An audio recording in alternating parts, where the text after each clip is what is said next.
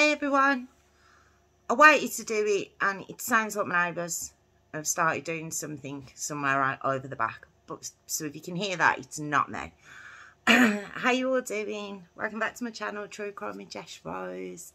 Can you see behind me? Yes, I've done my Christmas decks. I know it's early. Let me show you. Ooh, we have a tree up. I don't go, right, and we've got some lights around the ceiling that go to the patio. Outside's crazy. It's not as bad inside, but outside I've gone, oh, I just get so excited at this time of year and I can't hold it. So tell me I'm not on my own. Send me your pictures. If you put yours up, let me know I'm not on my own. And putting my decks up in November. Oh, I know. But I just thought we've had such pants couple of years. And it really cheered everyone up. So that's why they're up early.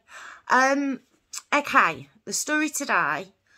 It's been, I don't know if nickname's the right word, but it's called The Reservoir Dogs Murder. Now, I haven't actually seen that film. I know, I haven't watched. I think it goes back to 93 or something. It's an older film, but that's what this case was likened to, and I'll explain why. It's the Michael Moss story. I will warn you, it's just horrific. It's just so sad. It really is. This isn't from Liverpool in the UK, and I first saw it on Britain's Deadliest Kids. And on the show, obviously I've gone and looked elsewhere as well, but on the show, it's the first time that Liz Moss, which is Michael Moss's mum, has ever spoken about this, and it goes back to 99. You know, so she's, you know, over 20 years she hasn't spoken about it. Reminding me a little bit of the Kellyanne Bates story. Her parents didn't speak about it until I think it was 20 years after as well, which is so understandable. You know, it must be so hard to relive all those moments again. It really must, in front of a camera. You know, Michael Moss, he was born on the 22nd of December 1983. Really cute boy. You see the photo, such a cute little boy. And he was just a really lovely, caring, you know, just a lovely lad. Really lovely lad. Had a love of football. You know, I think all his mum said all his family, I think, were Everton. But he was Liverpool all the way. And he loved motorbikes. And his mum says that even though academically he didn't do too well, he could take anything apart and put it back together. You know, he used to have his own bikes and take them apart bit by bit, put them all back together. You know, he was very handy. And that progressed to motorbikes. He had like a real love of motorbikes. So just a really good lad, really lovely boy. But when Michael was 11, his dad and Lizzie's husband was involved in an accident. And while he was in the hospital, see, Michael and his dad had a really close relationship. But Liz explained that when they were visiting his dad in the hospital, because of the brain injury the dad had sustained, it kind of wasn't his dad anymore, and the dad would swear, he would spit at them, you know, and that wasn't his dad at all. His dad was like a real, wouldn't hurt a fly, didn't used to swear, just a really nice man. So, you know, it was like he was a stranger in the hospital, and then later on that year he did pass away. And this affected Michael. You know, like 11 years old, you know, and he was so close to his dad. You see the photos of him. And a psychologist on the show explained that children who suffer grief like that in their early years, losing a parent, losing a sibling. They have all the emotions we would have as adults, the grief, anger, you know, all those emotions that come with losing someone you love. But at such a young age, they don't know how to mentally cope with that. You know, they don't know what to do with those feelings that they've never had before. They don't know how to talk about it, how to express themselves. So it did come out in Michael in quite an aggressive way. His personality completely started to change.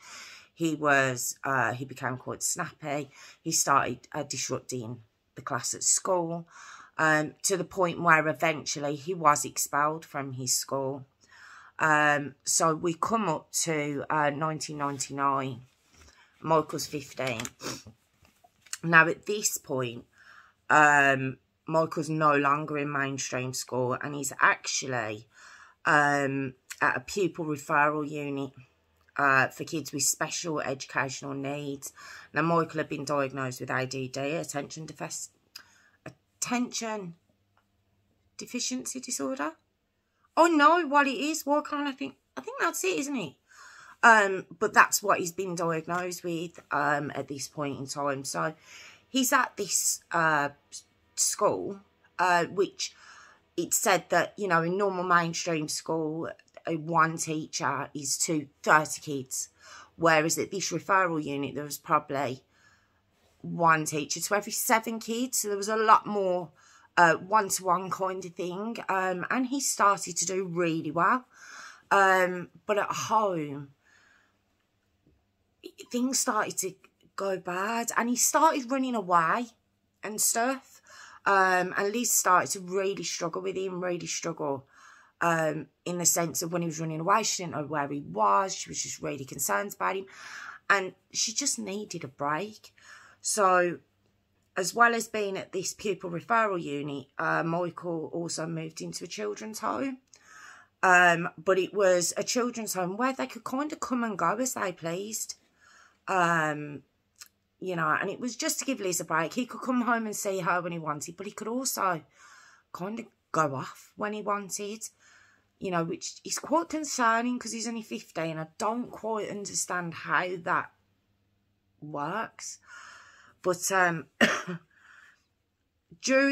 September 1999, in the new school year, Michael had met 2 lads called Alan Bentley and Mark Mckeefrey. These lads are also 15, same age as Michael. Now, these boys had been expelled from their mainstream school for being just vile bullies. Just bullies. Just not nice kids at all. Which it said that, you know, when kids from the mainstream schools were expelled, they were all kind of sent to this referral unit. So, whereas Michael just needed that bit of extra help, that bit of one-to-one, you then had mixed into that kids who, like I say, were there for bullying, for beating up kids. You know, they were all kind of thrown into this one pot, if you like. But they say it does work 9 times out of 10, but this was just a bad mixture. Now, Alan Bentley, he'd had kind of a childhood sweetheart that he'd recently broken up with. He was very upset about that, Alan was. You see him and Mark looks very baby-faced, actually. Looks like both 15. And it's hard to, when you look at them, to be like, why was you bullying people? You know, they just look so young. These kinds of stories always, I get torn, because you know they're just not nice people, but they're children.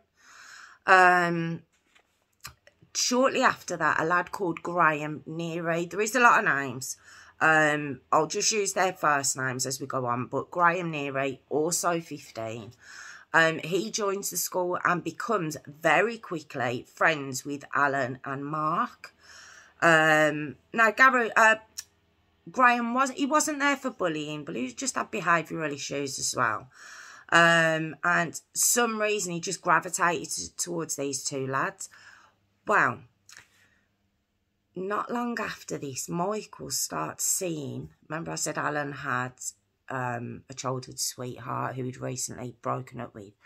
Michael starts seeing her. This did not go down well with Alan. Now, Alan, Mark and Graham, Michael kind of avoided them. He didn't have any trouble with them, but he just kept them at arm's length because they just weren't good kids. And Michael wasn't there because of that. He just needed help. But when he started seeing Alan's ex-girlfriend, their paths really do collide. So Alan, you know, sends people round to go up to Michael, quite childish, you know, I'm going to kick your head in, tell Moss I'm going to kill him, you know, and obviously Michael didn't take these threats seriously, which he really should have. But none of the lads I've spoken about had criminal records. They didn't have these known episodes of violence or anything else. So I suppose he just thought, if I just stay away from them, it'll be fine. So we come up to the 12th of November 1999. Now remember, Michael, Alan, Mark and Gareth are all 15 years of age. They're all children. There is an argument, you know, Liz says it, Michael's mum, you know, she was out working at 15. I was out working at 15. So, you know, although you're not mentally an adult as such, you do know right from wrong at that age. There's no denying that. You do. It's just you're not mature enough to, if you're not an empathetic person, I suppose you're not mature enough to take in what's right and wrong. You don't care, I think. See, I'm not going to try and analyse it because I always end up getting it wrong. So I'm going to keep my opinions to myself. I always end up getting it wrong. But 12th of November 99, it's Alan's birthday. So it's his 16th birthday. And he invites Mark and Graham round to his house, and they start drinking vodka. You know, they get themselves really, really drunk, and they start watching the Reservoir Dogs film. Again, now I hadn't seen this film, so I didn't know what the relevance of it was. I will tell you in a second. But they were watching that, and eventually, you know, they had a lot to drink. Graham passes out. But in his drunken state, Alan, who it said that felt he needed to prove himself as top dog with Mark and Graham, decides that tonight he's gonna make Michael pay for seeing his ex-girlfriend. So at about 1 o'clock, so now we've gone into the 13th of November 99, Alan gets Mark to phone Michael. It's 1 o'clock in the morning. And he gets him to phone Michael, who's at the care home, and say, we've got a motorbike. I don't know if maybe he said Alan got it for his birthday. I'm not too sure how that conversation went. But needless to say, with Michael's love of motorbikes, it didn't take much to get him, you know, interested. And, you know, Mark was obviously quite convincing him. So, you know, come out, we want to show it you. You know, being all friendly and stuff. And even with the threat that Michael would have heard about Alan, I suppose he just didn't take it seriously. I don't know. Now, like I say, he can come and go at this care home, but the staff, because he does have to sign out, you can come and go, but you have to sign in and out. It was 1 o'clock in the morning. The care home staff knew where Michael was going. You know, he told them where he was going, who he was going to meet, and they tried everything to convince him, you know, please don't go. You know, go and see them tomorrow. It's too late. You know, go back to bed. But there was no talking him out of it. That's right, isn't it? There's no talking him out of it. and he decides to go and meet them, and he goes to Moss Lane Park. I don't think there's any connection between Morecambe Moss and Moss Lane Park. It's just the name of the park. So when Michael gets there, by this point it would be about 1:30. Alan and Mark are there. And apparently Alan just walked straight up to Michael and headbutted him. And then it began. After Alan had headbutted Michael to the ground, they both began severely beating him. Severely beating this child. They kicked him, they punched him, they stripped him naked. Like, naked, completely. Can you imagine at 15 years of age, like, that fear and humiliation of being stripped? And it said that this was done because Michael was seeing the ex-girlfriend. It was supposed to emasculate him, or, you know, just make him, humiliate him. They kept kicking him in his head and kicking him in his groin. Both of them just taking turns, not letting up on this boy. And then they left him. They left Michael there. They went back to Alan's house, woke Graham up. You know, Alan was really proud of what he'd just done. He was like, yeah, we got that Michael, and we battered him.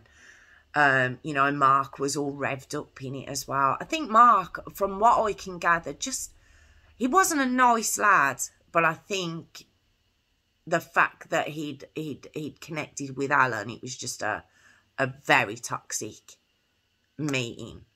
You know, you find some of these children who wouldn't possibly do things on their own when they meet another kind of like-minded child. It happens with adults as well.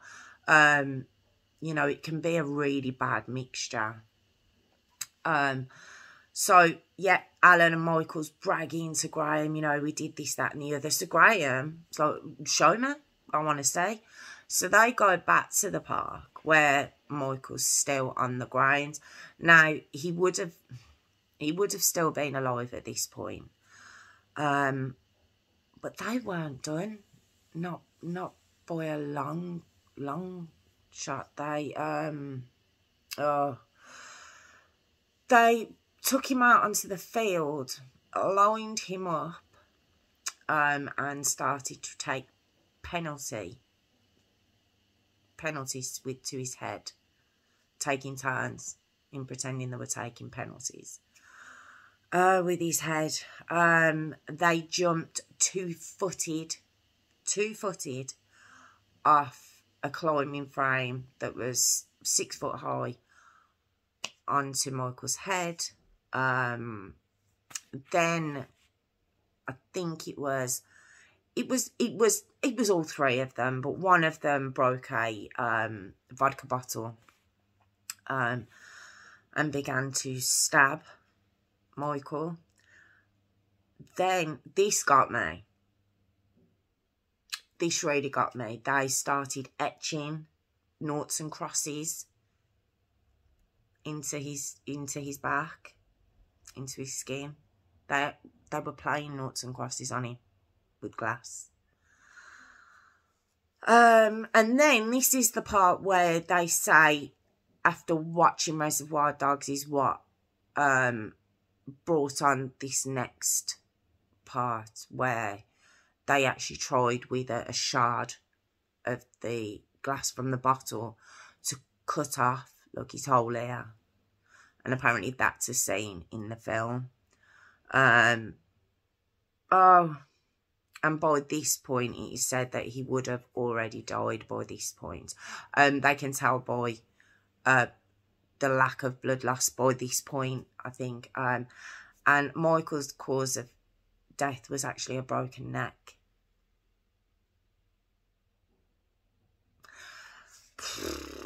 Can you imagine? My mind just goes to when they first left him. And like, he said he would have been alive then, and it's like, he was just there on his own. And I don't know, what would he have been thinking? Did he try and move? Oh, it's just heartbreaking. Now, it's said that at 3:31 a.m., a 999 call was made, and an ambulance was called. No, the person was anonymous, they didn't leave their name, but when the ambulance came out, because it was, it wasn't light yet, and where Michael was, he was kind of in, not a ditch as such, but a dip within, like, kind of a wooded area, and the ambulance the paramedics just didn't see him, so they left. It's said that he would have been dead by that point, and sorry, I'm so sorry. It's just I just can't help thinking about that time in between them coming back, and then that fear he would have felt when they came back. Oh, it's just... Michael had over 100 injuries, and most of them were above his shoulders. How? So at 7:30 in the morning, so we're still on the 13th of November, which is now 7:30 in the morning, there was a guy just walking his dog, came across Michael and called the police, the ambulance, everyone straight away. And when the police got there, they just... He was unrecognisable as a lad. They knew he was male because obviously he was naked, but they obviously didn't have a clue who this lad was. So straight away they started knocking around the area, because this is just a park in the middle of an estate kind of area, and the police started knocking around, and one of the places they called at was the care home, because it was walking distance to the park from the care home. And straight away one of the staff was like, Michael went out last night, and they gave the police a photo of Michael, and the detective on the show actually said that he held the photograph directly next to what was Michael. But he says even with this full face photograph in his hand, you couldn't recognise him. That they destroyed this poor boy. They destroyed him.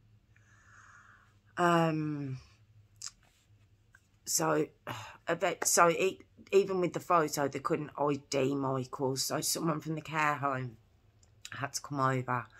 And can you imagine them? I mean, they were very upset. The detective says, just the fact that he'd gone out, what had happened to him. He was under their care. You can't imagine how responsible you would feel. I've always said the people at fault are the people who do these horrific things, but you just, the people involved, it must have been awful for them. So someone from the care home actually ID'd Michael. I don't know how you'd get over that. Now, Liz, Michael's mum, she'd heard on the radio, on the early morning news, that a body of a man, she'd heard, had been found at Moss Lane Park. And no sooner is she listening to this broadcast, the police start walking down her path. And the detective says, Liz was doing everything she could not to let them in the house, because she was like, it's him, isn't it? It's him, isn't it? And he said she was actually throwing skirting boards out of the door to stop them coming in, to stop them telling her what she just does not want to hear. It's the first time I've heard such an aggressive, emotional reaction, but I honestly believe, I think that's how I'd be. you just would not want to hear those words. You know, especially if you kind of deep down know. But to hear it would make it real. So I so understand her reaction. So Gareth, though, no one knows whether it was to kind of cover his own back or it was guilt. But he told his mum that same morning. He couldn't live with it. He told his mum. His mum frog marched him by the sounds of it down to the police station. And he made a statement. And that's how they obviously heard the sequence of events of the night before. So they went out straight away, arrested Alan Bentley, arrested Mark Mckeefrey, is it? Mckeefrey. They denied it. Deny. No comment. You know, no real remorse of any sort. You know, just no, don't know what he's on about. So the police, because even though they had Graham's statement, these two were denying it outright. So they still had to go around and, you know, gather as much evidence as possible. And the more and more they were, you know, looking into what had happened to Michael, the more evidence that was showing up. You know, there was actually footprints on Michael that they could tie back to their own trainers. Footprints that had embedded to his groin, his face, his head, you know, his body. There was fingerprints on the glass that was left at the scene from the broken bottle.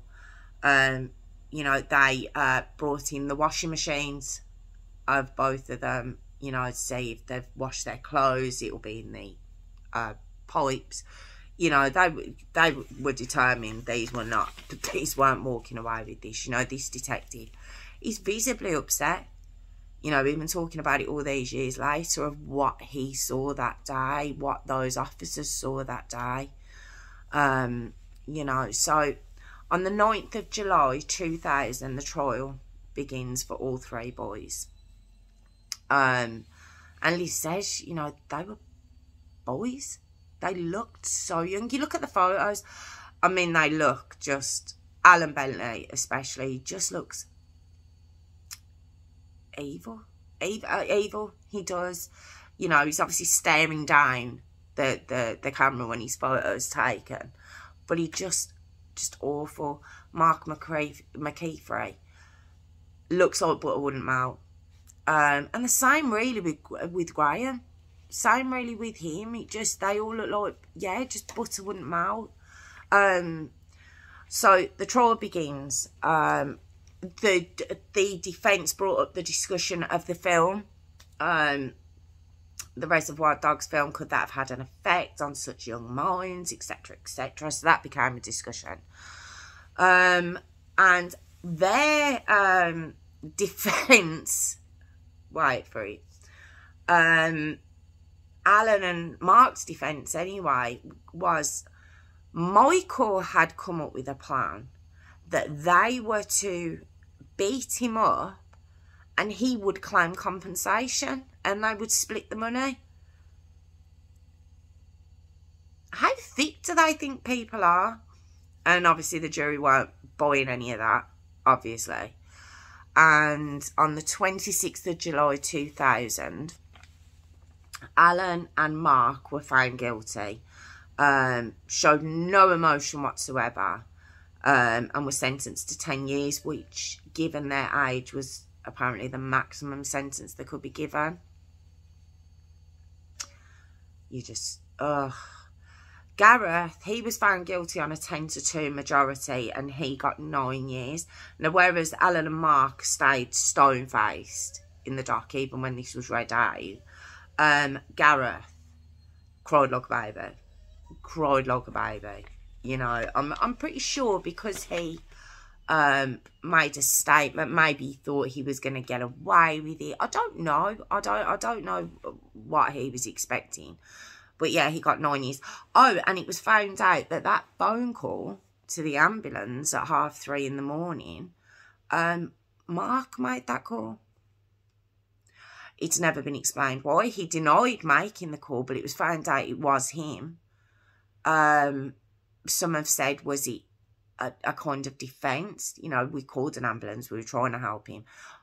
But he never actually admitted phoning the ambulance. So it's been said, was there a bit of guilt that he didn't want to admit to Alan? And he was hoping that Michael would be found. We'll never know unless he ever says why. But yeah, it was Mark that called the ambulance. So that's the time they were given. And what the government actually got in touch with Liz Moss, who at the time was, she said she didn't leave the house for 3 months after Michael was killed. You know, she went into a severe depression.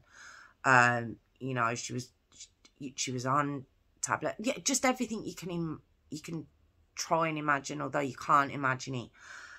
So the government requested, as part of like rehabilitation, because they were classed as kids, they wanted to try and give the victims and their families a chance to be part of kind of the parole hearings. It was a new thing that was being brought in.